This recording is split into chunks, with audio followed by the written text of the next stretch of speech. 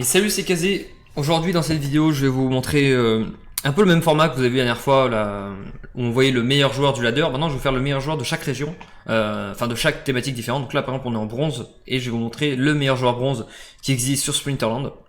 Donc pour faire ça il suffit d'aller en leaderboard, regarder le top ranking et cliquer sur le profil du mec. View Battles et on va commencer à analyser un peu ces games. Ok, donc on va regarder celle-là. Hop, première game, je crois qu'il joue à 12 de mana. Ouais, donc là il fait une compo un peu classique, il prend le chicken. Donc chicken et ooze, c'est les locations ultra OP qu'il faut quasiment avoir dans toutes les compos, peu importe ce que vous jouez. Il y a des neutres, on appelle ça des samples, c'est des neutres que vous allez jouer peu importe le deck. Donc là par exemple ils prennent poulet, c'est normal, il aurait dû prendre ooze en face, il a pas. Et il prend le fameux golem level 3. Et son héros est niveau 2 pour pouvoir avoir le golem niveau 3, c'est normal. Et le halfling alchimiste pour pouvoir diviser les dégâts par 2 de la personne en première position. Donc là on va voir un peu. Ici à Earthquake, ça veut dire que tout le monde prend moins 2 par tour. Et quand il y a cette capacité là, en fait les personnages de heal, typiquement même si là il prend moins 2 chaque tour, lui il se shield, donc le premier tour il meurt pas. Et lui il se heal. Donc là lui il meurt par exemple. Là ça va être à lui taper, lui il va diviser par 2. Bon dommage il a loupé. Et vu que le golem va s'auto-heal, il va perdre que 1 HP par tour, là où le Phoenix va perdre 2 par tour. Et du coup normalement le golem va mourir en 4 tours, mais le Phoenix va mourir dans 2. Il devrait gagner.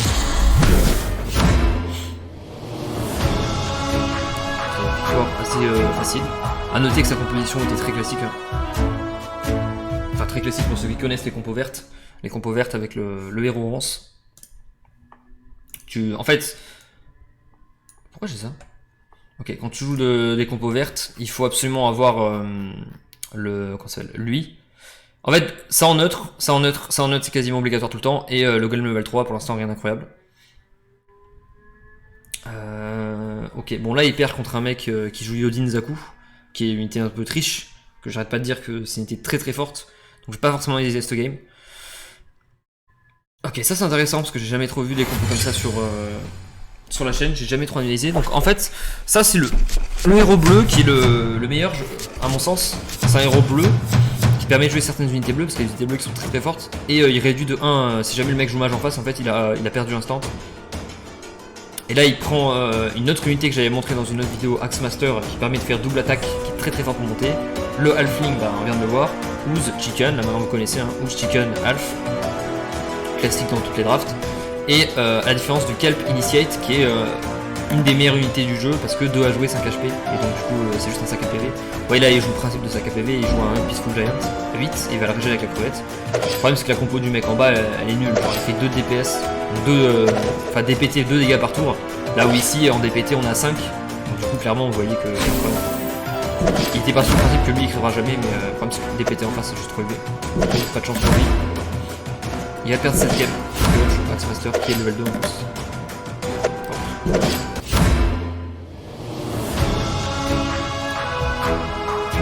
Ok, ça c'est bien maîtrisé. C'est dommage en fait que ça retourne dans mon profil à chaque fois. Je sais pas si je peux... attendez. On va essayer de gruger la vie là. Hop. Ok, il s'appelle Non-Kyo. Donc là je vais le mettre ici. Non-Kyo. Bon, c'est un autre trick que vous pouvez connaître maintenant. Hop, je vais mettre en CTRL-C, CTRL-V, je vais le remettre après. Ok, donc là il joue le fameux Yodin Zaku, le renard rouge, qui est ultra OP. Donc je rappelle, il augmente de 1 les HP toute ton armée à 1 HP en plus. Un attaque range en plus toute ton armée. Et toutes tes unités tapent en AOE. Donc il tape les cibles, la cible que tu tapes plus la cible de derrière. Donc si par exemple tu as une unité qui tape celle-là, ça va taper L, L et L. Casser toutes les unités adjacentes. Donc là il joue la fourmi. La fourmi se heal via Scavenger, qui permet de se heal quand il y a des unités qui meurent. Donc là il y a plein d'unités pour pouvoir heal celle-là. Le singe, même principe que tout à l'heure, la carte 2 à jouer bleu. En fait c'est juste une carte 1 à jouer qui permet de tanker un shot. Il va prendre 1 ou 2 coups. Le Half, bah maintenant vous connaissez, c'est très très fort dans quasiment toutes les compos. Ça, bah, c'est juste parce qu'il lui restait 2, il fallait qu'il crée une unité. Et il a pris une unité range pour gagner le bonus range. C'est pour ça qu'il a le Half, ça. Il a le Beetle en golden. Elle est bien en dernière position parce qu'elle permet de tanker des shots. Et le Chicken qui coûte 0, qui est une unité qui a le plus gros win rate du jeu, évidemment. Hop. Et donc là, vous voyez, la fourmi doit jouer à déjà 4 HP. Là, elle passe à 5. Elle passe à 6. Elle passe à 7. Vous voyez que la fourmi est vraiment ultra débile. Elle coûte 2. Hein. Elle coûte 2, elle a 7 HP là. Non, elle a 9. Hop. C'est gratuit. Donc là, même s'il réduit, il va finir par crever parce que bah, il prend du moins 2 par tour. Et la fourmi est ultra. Et hop, c'est fini. Une très belle victoire de sa part.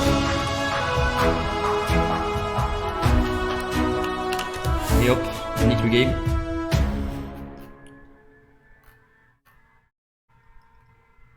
Ok, on va regarder notre game.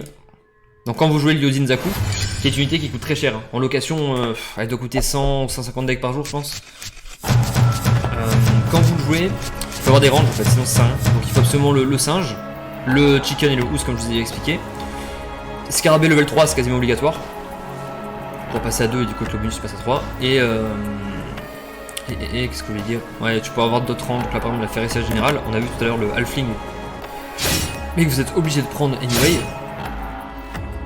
Et donc là c'est intéressant parce qu'on a deux types de compos différentes. Il y en a un qui joue avec celui-là à 5 et l'autre qui a décidé de prendre à la fois le Gobelin Shaman qui tape à 1 et qui réduit de 1 la vie de tout le monde en face, plus le Kobold Miller. Donc on a deux unités contre une. Ok, si ça coûte 5, ça coûte 5. Et je crois qu'il y a une différence, c'était que lui il joue le Halfling. Donc tu vois il coûte 2. Et ici on a préféré prendre le Ooze qui va réduire l'attaque speed de tout le monde, ce qui fait que lui il va taper en premier. Donc je pense qu'il va beaucoup gagner là-dessus. Et le Monkey qui va juste tanker des shots. Et le fait d'avoir la edge, enfin d'avoir l'attaque speed supplémentaire fait que tout le monde tape en premier, ça va être un avantage de ouf. Parce que du coup lui il jouera jamais par exemple. Vous voyez ce que je vous expliquais, le Scarabée il a tapé en x3. C'est débile, l'attaque speed dans le jeu c'est vraiment trop fort.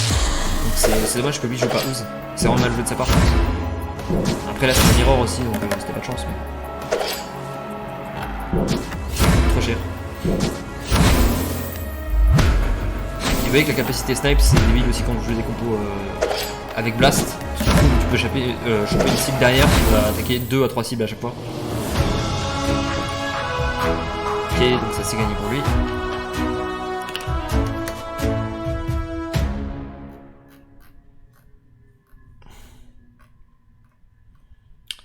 Ouais, ça c'est notre compo, donc ça c'est une compo bleue. J'aime bien aussi les compos bleus, comme je vous ai dit, j'ai beaucoup analysé des games entre 1000 et 2000 ELO, et le héros, bah moi j'appelle ça le crapaud, il fait penser à un crapaud en fait. C'est un des héros qui revient le plus pour gagner, en tout cas quand tu dépenses pas trop, parce qu'en fait il suffit d'avoir lui plus le Sea Monster ou le Ice Giant, donc le héros légendaire glace là. Ça suffit hein, parce que lui il s'auto-heal. Ça c'est toujours le même principe, tu mets un tank qui tape fort, qui se heal, comme le golem vert ou le Sea Giant, et t'as une win condition, t'as une condition de victoire. Et là par contre il faut aucun pour aller chercher les cibles derrière, ce qui fait que le DPT de la team en face est inférieur au heal du Sea Giant. Et donc du coup, qui est un point fort, évidemment ils perdent.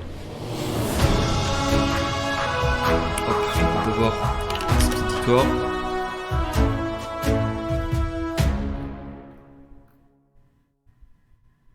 Ok, on va regarder. Vous avez vu que lui là, j'oublie toujours son nom, Yojin Zaku, je crois que c'est.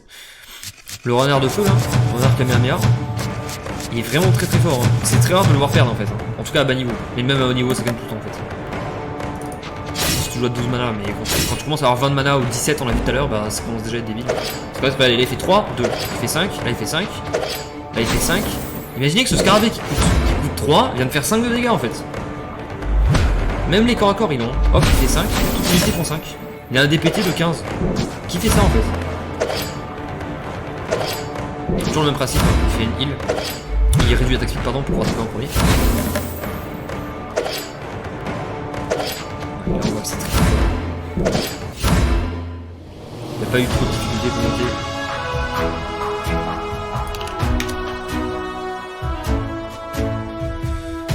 Ok, où est-ce que je m'étais arrêté? Je crois que non, c'était pas là. Je crois que c'était là. Donc là on revoit encore une fois. En fait à chaque fois qu'il peut jouer raid, il joue raid et il a quasiment 100% de victoire avec son jeu rouge. Après vous pouvez voir que sa composition il fait toujours la même logique. Il met un gros tank devant. Donc là vous voyez par exemple, je crois même qu'il a pas beaucoup de mana là. Il a combien? Peut-être moins que 17. Ah non il a re 17. Il a re 17, il met le Serpentine Soldier qui va réduire les dégâts de 1. Enfin, c'est pas réduit les dégâts de 1, en fait il divise par 2 à l'intérieur, donc par exemple la licorne lui fera du 1. Et Et derrière il met ça qui va diviser les dégâts de la personne qui est devant par 2, arrondi inférieur je crois. Et le scarabée, donc du coup lui il fera du 3 en AOE, lui il fera du 2 en AOE, lui il fera du 1 en AOE. Mais sauf qu'on a un HP supplémentaire pour éviter aussi. Et la compo face très classique, tu joues ronce, la licorne en frontline, donc ça c'est quand t'as pas d'argent. Sinon normalement tu joues le golem devant, le golem vert level 3. Et la nymphe pour pouvoir heal la personne en première phase. Donc là il devrait gagner sans difficulté. Il a un chicken pour attendre des shots derrière.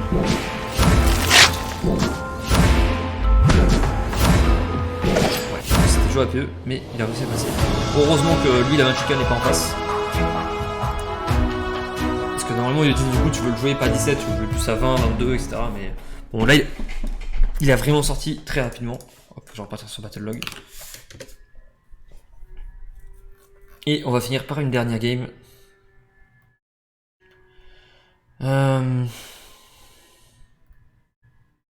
Ouais, je vais vous montrer celle-là. C'est un peu le même principe que ce qu'il y a eu tout à l'heure. Vous voyez, c'est encore. On rejoue bleu, on joue le Sea Giant. Ou le Sea Monster, je sais pas comment il s'appelle, mais le serpent géant. Ouais, Sea Monster. Donc, Chicken Ooze, classique. Chicken Ooze, Sea Monster et requin.